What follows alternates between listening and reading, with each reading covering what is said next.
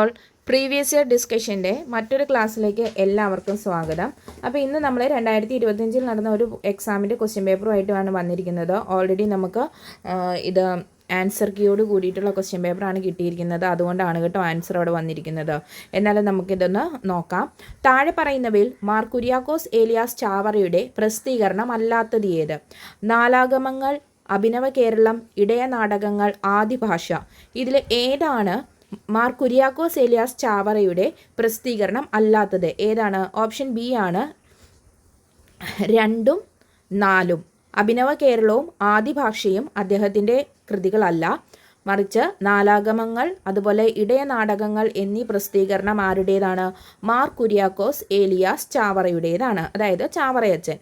അടുത്തത്, കൊച്ചിയിൽ നടന്ന ഇലക്ട്രിസിറ്റി സമരത്തിന് കാരണക്കാരനായ ദിവാൻ ആരായിരുന്നു?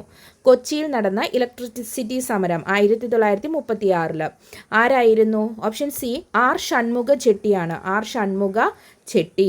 അടുത്തത്, ഗംഗാതീരത്ത് നിന്ന് നല്ല വസ്തുക്കൾ വലിച്ചെടുത്ത് തെംസ് നദിക്കരയിൽ പിഴിഞ്ഞു കളയുന്ന ഒരു സ്പോഞ്ച് പോലെയാണ് നമ്മുടെ വ്യവസ്ഥ പ്രവർത്തിക്കുന്നത്.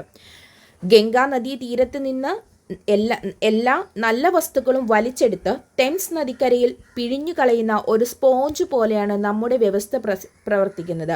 ബ്രിട്ടീഷ് ഭരണകാലത്ത് ഇങ്ങനെ ഒരു അഭിപ്രായ പ്രകടനം നടത്തിയത് ആരാണ്? അത് ജോൺ സള്ളിവൻ ആണ്. John Sullivan. അടുത്തത്, ഗുദേ ഗിത് മദ്ഗാർ എന്ന സംഘടനയിലൂടെ സ്വാതന്ത്ര്യ സമര ചരിത്രത്തിൽ സുപ്രധാന ഇടം നേടിയ വ്യക്തി ആരാണ്? ഓപ്ഷൻ സി ആണ് നമ്മുടെ ഉത്തരം, ഖാൻ അബ്ദുൾ ഗാഫർ ഖാൻ. ഗുദേ ഗിത് മദ്ഗാർ എന്ന സംഘടന. അടുത്ത ക്വസ്റ്റ്യൻ, 2025 ജനുവരിയിൽ ഇന്ത്യയിൽ നിർമ്മിക്കപ്പെട്ട 3 യുദ്ധക്കപ്പലുകൾ ഒരുമിച്ച് കമ്മീഷൻ ചെയ്യപ്പെട്ടു. അവ ഏതെല്ലാമാണെന്നാണ് ചോദിച്ചിരിക്കുന്നത്.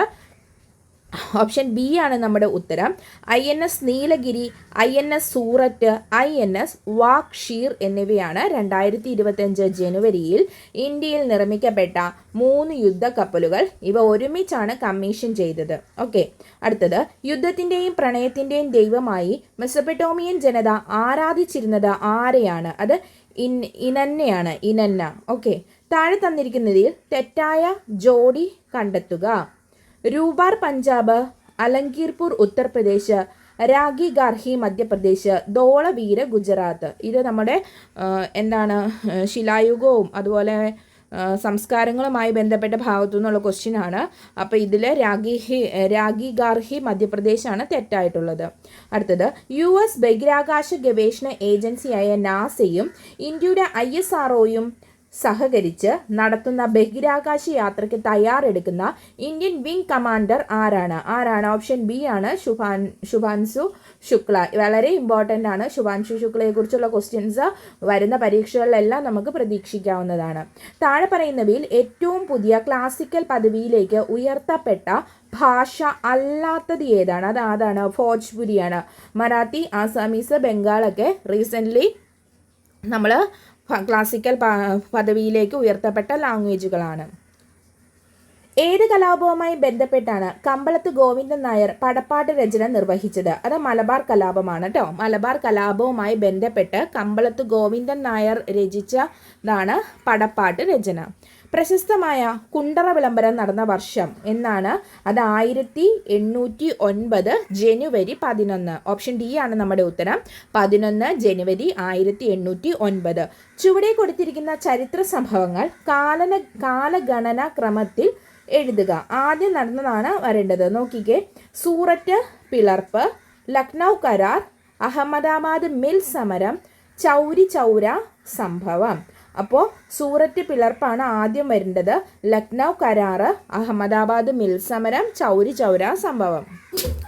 സൂററ്റ് പിളർപ്പിൻ്റെ വർഷം ഏതാ? 1905. ലക്നൗ കരാറാണെങ്കിലോ 1916.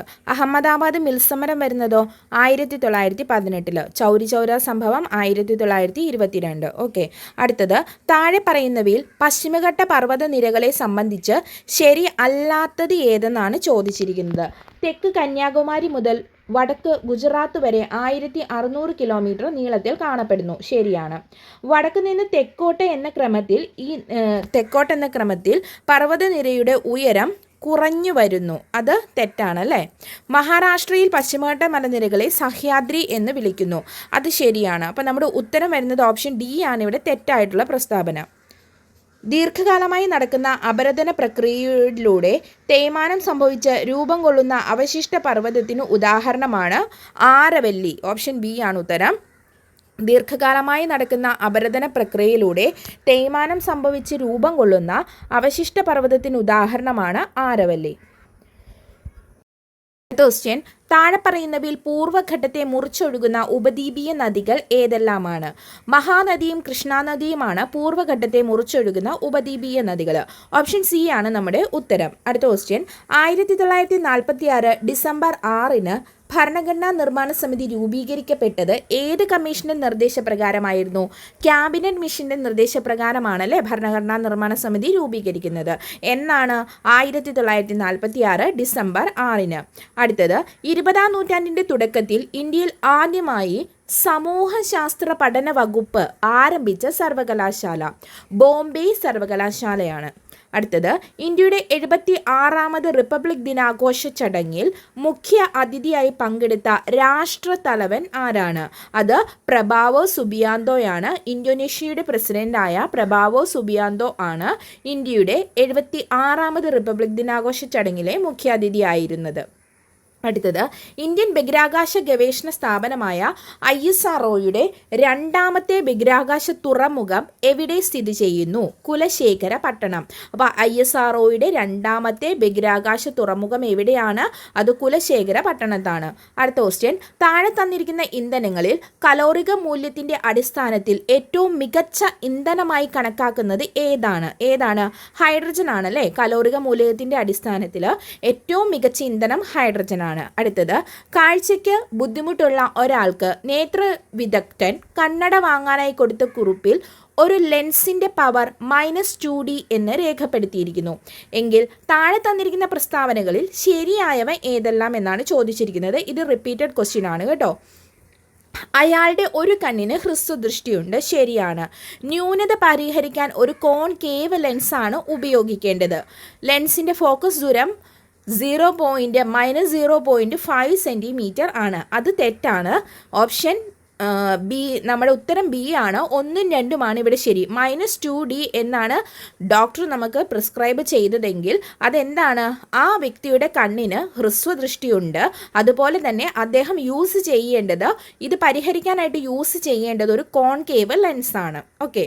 അടുത്തത്, ഫേസും കറണ്ടും ന്യൂട്രൽ കറണ്ടും തമ്മിലുള്ള വ്യത്യാസത്തിലൂടെ കറണ്ട് ലീക്ക് തിരിച്ചറിഞ്ഞ് സർക്യൂട്ട് വിച്ഛേദിക്കുന്ന സംവിധാനമാണ് RCCB എന്ന് പറയുന്നത്. അടുത്ത ക്വസ്റ്റ്യൻ, വായുവിൽ 50 kg. അടുത്ത ക്വസ്റ്റ്യൻ, ഒരു കാറും അതിൻ്റെ ഇരട്ടി മാസുള്ള ഒരു ലോറിയും ഒരേ ഗതികോർജത്തിൽ നേർദിശയിൽ പോകുന്നു. താഴെ തന്നിരിക്കുന്ന പ്രസ്താവനകളിൽ ശരിയായത് ഏതെന്നാണ്? സി ആണ് ശരിയായിട്ടുള്ളത്. ലോറിക്ക് കാറിനേക്കാൾ മൊമെന്റം കൂടുതലായിരിക്കും. അടുത്തത്, നീളത്തിൻ്റെ യൂണിറ്റുകളെ വലുതിൽ നിന്നും ചെറുത് എന്ന രീതിയിൽ ശരിയായി ക്രമീകരിച്ചിരിക്കുന്നത് ഏതാണ്? അത് സി ആണ്. വലുതിൽ നിന്നും ചെറുതിലേക്കാണ്. പർസക്, പ്രകാശവർഷം, അസ്ട്രോണമിക്കൽ യൂണിറ്റ്, കിലോമീറ്റർ, ഇവയെല്ലാം ദൂരത്തിൻ്റെ അളവുകളാണ് കേട്ടോ. അടുത്തത്, 2025 ജനുവരി 29 ISRO NVS-02 എന്ന ഉപഗ്രഹം ശ്രീഹരിക്കോട്ടയിൽ നിന്നും വിക്ഷേപിച്ചു. ഈ ഉപഗ്രഹത്തെക്കുറിച്ച് താഴെ പറയുന്ന പ്രസ്താവനകളിൽ തെറ്റായത് ഏതാണ്? നോക്കിക്കേ, ഇവിടെ തെറ്റായിട്ടുള്ളത് 2 ആണ്. അപ്പോൾ ബി ആണ് തെറ്റ്. അപ്പോൾ നമുക്ക് ശരിയായിട്ടുള്ളതൊന്ന് നോക്കാം. ISRO 2025 ജനുവരി 29 വിക്ഷേപിച്ച NVS-02 എന്ന വിഗ്രഹത്തെക്കുറിച്ചാണ്. കറണ്ട് അഫേഴ്സ് ആണ് ഇതെല്ലാം. ഇത് ISROയുടെ ശ്രീഹരിക്കോട്ടയിൽ നിന്നുള്ള 100ാമത്തെ ദൗത്യമാണ്. എന്തുകൊണ്ടാണ് അതിന് പ്രത്യേകത വന്നത്? NVS-02 എന്നത് ISROയുടെ 100ാമത്തെ ദൗത്യമാണ്. ഭൗമ, വ്യോമ, സമുദ്ര നാവിഗേഷൻ, മൊബൈൽ ഉപകരണങ്ങളിലെ ലൊക്കേഷൻ അധിഷ്ഠിത സേവനങ്ങൾ എന്നിവ ഉപഗ്രഹത്തിൻ്റെ പ്രധാനപ്പെട്ട ആപ്ലിക്കേഷനുകളാണ്. അടുത്തത് 2024 ഭൗതിക ശാസ്ത്രത്തിനുള്ള നോബൽ ജോൺ ഹോപ്ഫീൽഡ്, ജെഫ്രി ഹിൻടൺ എന്നിവർക്ക് ലഭിച്ചത് എന്ത് കണ്ടുപിടുത്തത്തിനാണ്? എന്താണ്? നിർമ്മിത ന്യൂറൽ ശൃംഖല അടിസ്ഥാനമാക്കിയുള്ള മെഷീൻ ലേണിങ്ങിനാണ്. ഓക്കെ. അടുത്തത് ഒരാറ്റത്തിലെ ന്യൂക്ലിയോണുകളുടെ ആകെ എണ്ണമാണ് അതിൻ്റെ മാസ് സംഖ്യ. ഓപ്ഷൻ ബി ആണ് ഉത്തരം. കാർബൺ 14-6 പ്രോട്ടോണുകൾ, ന്യൂട്രോണുകൾ, ഇലക്ട്രോണുകൾ എന്നിവയുടെ എണ്ണം യഥാക്രമം എങ്ങനെയായിരിക്കും? 6, 8, 6. ഓപ്ഷൻ എ ആണ് ഉത്തരം. അലുമിനിയത്തിൻ്റെ മുഖ്യ അയിര് ഏതാണ്? ബോക്സൈറ്റ് ആണ് അലുമിനിയത്തിൻ്റെ മുഖ്യ അയിര്. താഴെ തന്നിരിക്കുന്നതിൽ ഏതിലാണ് എഥനോയിഡ് ആസിഡ് അടങ്ങിയത്? വിനാഗിരിയിലാണ് കേട്ടോ എഥനോയിഡ് ആസിഡ് ഉള്ളത്. ആരാണ് ഓക്സിജൻ ഗ്യാസ് കണ്ടുപിടിച്ചത്? ആരാണ് അത്? ജോൺ പ്രീസ്റ്റി ആണ്. അടുത്ത ക്വസ്റ്റ്യൻ, ഒരു ഇലക്ട്രോണിൻ്റെ പൊട്ടൻഷ്യൽ മൂല്യം കണ്ടുപിടിക്കാൻ ഉപയോഗിക്കുന്ന പ്രമാണ ഹൈഡ്രജൻ ഇലക്ട്രോണിൻ്റെ പൊട്ടൻഷ്യൽ ഏതൊരു താപനിലയിലും ഡാഷ് ആയി നിശ്ചയിച്ചിരിക്കുന്നു. എന്താണ് അതിൻ്റെ ഉത്തരം വരുന്നത്? അത് 0 വോൾട്ട് എന്നാണ് കേട്ടോ. അടുത്തത്, കാർബൺ ആറ്റങ്ങൾക്കിടയിൽ ദ്വിബന്ധനം ഉള്ള കാർബണിക സംയുക്തത്തിന് ഒരു ഉദാഹരണമാണ് ഓപ്ഷൻ സി C2H4. അടുത്ത ക്വസ്റ്റ്യൻ, ഒരു സ്ഥിര താപനിലയിൽ ഒരു വാതകത്തിന് ഒരു ലായകത്തിലുള്ള ലേയത്വം വാതകത്തിൻ്റെ ഭാഗിക മർദ്ദത്തിന് നേരനുപാതത്തിലായിരിക്കും എന്ന് പ്രസ്താവിക്കുന്ന നിയമമാണ് ഹെൻറി നിയമം. ഒരു സ്ഥിര താപനിലയിൽ ഒരു വാതകത്തിന് ഒരു ലായകത്തിലുള്ള ലേയത്വം വാതകത്തിൻ്റെ ഭാഗിക മർദ്ദത്തിന് നേരനുപാതത്തിലായിരിക്കും എന്ന് പറയുന്നതാണ് ഹെൻറി നിയമം. അടുത്തത്, താഴെ തന്നിരിക്കുന്ന ഘടകങ്ങളിൽ ഏതാണ് ഒരു രാസപ്രവർത്തനത്തിൻ്റെ നിരക്കിനെ സ്വാധീനിക്കാത്തത്? ഏതാണ്? അത് അതിൻ്റെ നിറമാണ്. അപ്പോൾ സ്വാധീനിക്കുന്നത് എന്താ? അഭികാരകങ്ങളുടെ ഗാഢത, താപനില, ഉൾപ്രേരകം ഇവയെല്ലാം സ്വാധീനിക്കുന്ന ഘടകങ്ങളാണ്. മനുഷ്യൻ്റെ കർണത്തിലെ കോർട്ടിയുടെ അവയവത്തിൽ കാണപ്പെടുന്ന രോമകോശങ്ങളുടെ മുകളിലെ സ്തരത്തിൻ്റെ പേരെന്താണ്? അത് ടെക്ടോറിയൽ സ്തരം എന്നാണ് കേട്ടോ. അടുത്തത്, ഹ്യൂമൻ ബ്ലാസ്റ്റോസിസ്റ്റിലെ പുറംപാളിയുടെ പേര്? പോഷകാരകം എന്നാണ്.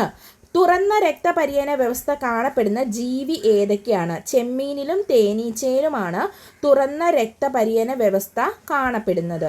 കവിൾ ഭാഗത്ത് കാണപ്പെടുന്ന ഉമിനീർ ഗ്രന്ഥിയുടെ ഭാഗത്തിൻ്റെ പേരെന്താണ്? അത് കർണപാർശ്വഗ്രന്ഥികൾ എന്നാണ് പറയുന്നത്. അടുത്തത്, ജീനിൻ്റെ ബഹുമുഖത്വം എന്ന സ്വഭാവത്തിന് കാരണമാണ് ഫിനൈൽ കീറ്റോൺ യൂറിയ. WWFിൻ്റെ ലിവിംഗ് പ്ലാനറ്റ് റിപ്പോർട്ട് അനുസരിച്ച് കഴിഞ്ഞ 50 വർഷത്തിനിടയിൽ ലോകവ്യാപകമായി വന്യജീവികളുടെ ജനസംഖ്യ എത്ര ശതമാനം വരെ കുറഞ്ഞിട്ടുണ്ട്? 73%. അതായത് WWFിൻ്റെ ലിവിംഗ് പ്ലാനറ്റ് റിപ്പോർട്ട് അനുസരിച്ച് കഴിഞ്ഞ 50 വർഷത്തിനിടയിൽ ലോകവ്യാപകമായി വന്യജീവികളുടെ ജനസംഖ്യ 73% വരെ കുറഞ്ഞിട്ടുണ്ടെന്നാണ് പറയുന്നത്. അസ്പ്രോസിൻ എന്ന പ്രോട്ടീൻ ഹോർമോണിന് മനുഷ്യ ശരീരത്തിലുള്ള ധർമ്മം എന്താണ്? കരളിൽ നിന്നും ഗ്ലൂക്കോസ് റിലീസിനെ പ്രോത്സാഹിപ്പിക്കുകയാണ് ചെയ്യുന്നത്. ഏറ്റവും ചെറിയ അഭാജ്യ സംഖ്യ ഏതാണ്? 2 ആണ്. അടുത്തത് മാത്സിലേക്ക് പോവുകയാണ്. അപ്പോൾ നമുക്ക് സ്കിപ്പ് ചെയ്യാമേ. അടുത്ത question, choose the correct preposition to complete the sentence. I am fond dash music. I am fond of music ആണ് കേട്ടോ. അടുത്തത്, which of the following is a phrasal verb? ഇതിൽ ഫ്രേസൽ വെർബ് ഏതാണ്? Maid servant, on time, first of all, look into. ഏതാണ്? Look into. Rewrite the sentences using the correct form of the gerund. To see is to believe. എന്താണ്? See ആണ്. Seeing is believing.